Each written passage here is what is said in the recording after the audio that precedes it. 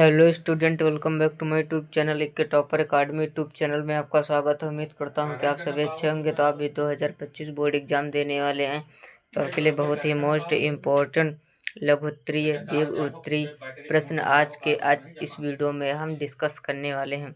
तो अभी तक वीडियो को लाइक नहीं किया तो लाइक कर लो, और चैनल पर नए हो तो चैनल को सब्सक्राइब कर लो। इस चैनल पर 2025 बोर्ड एग्जाम की संपूर्ण तैयारी कराई जाए। तो स्टूडेंट देखते हैं हमारा पहला नंबर प्रश्न क्या कहता है। भारत ने शांतिपूर्ण विश्व हेतु किस नीति का पालन किया है?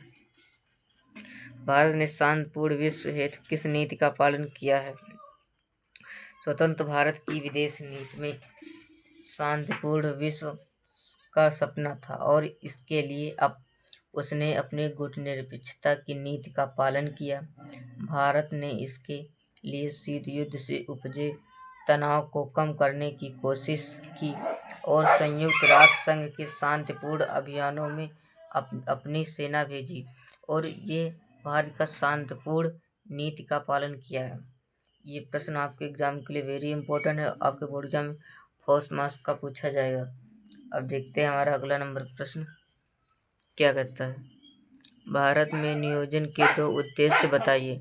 भारत में नियोजन के दो उद्देश्य बताइए। पहला हमारा निर्धनता और बेरोजगारी दूर करना, निर्धनता और बेरोजगारी दूर करना, और दूसरा कारण उद्देश्य है कृषि एवं उद्योगों को स्वामित्व विकास करना। हमारा तीसरा नंबर प्रश्न है, आज़ादी के समय हिंदुस्तान के सामने विकास के कितने मॉडल थे? आज़ादी के समय हिंदुस्तान के सामने विश्व के कितने मॉडल थे? तो हमारा उत्तर जो है, आज़ादी के समय हिंदुस्तान के सामने दो मॉडल थे, उदारवादी पूंजीवादी मॉडल, समाजवादी मॉडल। तो हम देखते हैं उदारवादी मॉडल। यह मॉडल यूरोप के अधिकांश हिस्से और राज्य अमेरिका में अपनाया गया था। जो यह मॉडल यूरोप के अधिकांश हिस्सों और संयुक्त राज्य अमेरिका में अपनाया गया था। अब देखते हैं दूसरा नंबर, समाजवादी मॉडल। यह मॉडल सोवियत संघ ने अपनाया गया था। यह मॉडल सोवियत संघ ने अपनाया। अब देखते हैं अगला नंबर प्रश्न क्या कहता है। सोशलिस्ट पार्टी का गठन कब हुआ? कुछ प्रभाव समाजवादी नेताओं के नाम बताइए। सोशलिस्ट पार्टी का गठन 1948 में हुआ। कितने में हुआ? 1948 में हुआ। आचार्य नरेंद्र देव, जयप्रकाश नारायण, राम मनोहर लोहिया और अशोक मेहता कुछ प्रमुख समाजवादी नेता रहे।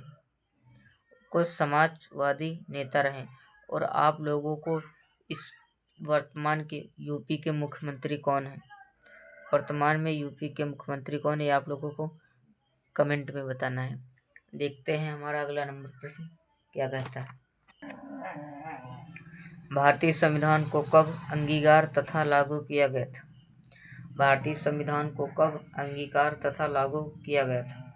भारतीय संविधान को 26 नवंबर 1949 को अंगीकार किया गया, और 24 जनवरी 1950 को इस पर संविधान सभा के 284 सदस्यों के हस्ताक्षर किए। इसके बाद 26 जनवरी 1950 को इसे लागू किया गया था। और इसे अंगीकार मतलब तैयार कब किया गया था?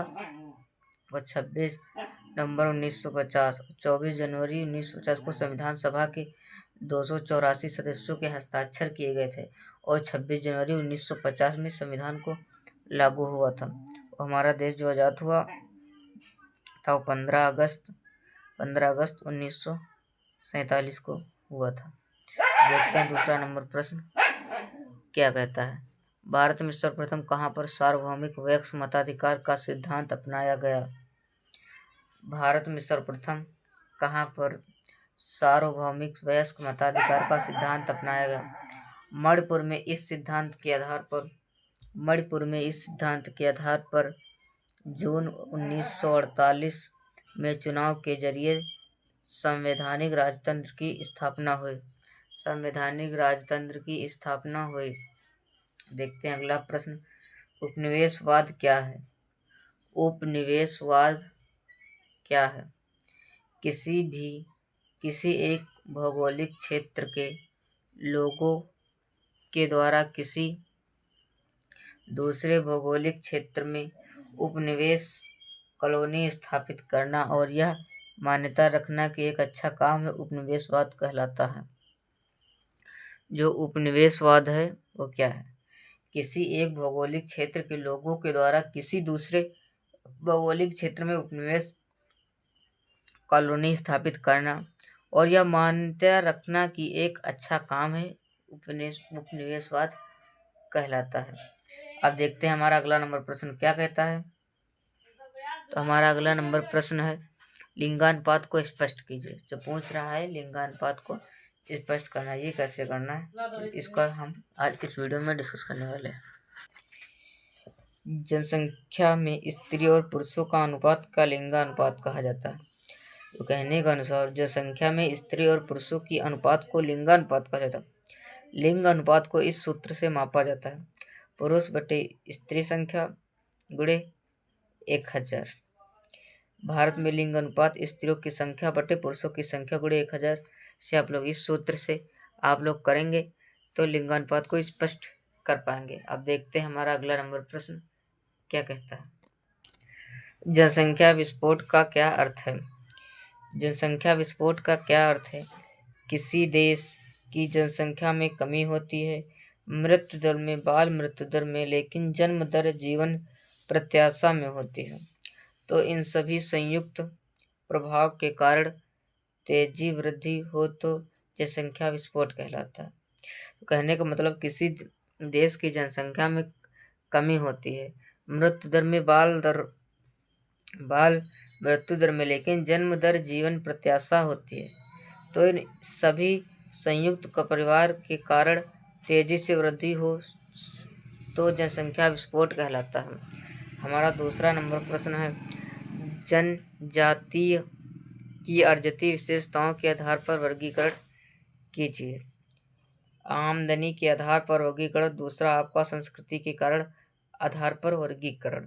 आप लोग यही है कि जनजाति की अर्जित विशेषताओं के आधार जो वर्गीकरण है, आमदनी के आधार पर वर्गीकरण, और दूसरा आपका संस्कृति के कारण या करण आधार पर वर्गीकरण किया जाता है। तो वीडियो कैसा लगा? वीडियो अच्छा लगा तो वीडियो को लाइक कर दो और चैनल पर नए हो तो चैनल को सब्सक्राइब कर लो। मिलते हैं नेक्स्ट वीडियो में, जब तक के लिए बाय बाय, टाटा। और आप लोगों को किसी भी टॉपिक पर वीडियो चाहिए तो हमें कमेंट करके बताएं, हम उस पर वीडियो बना देंगे। जय हिंद।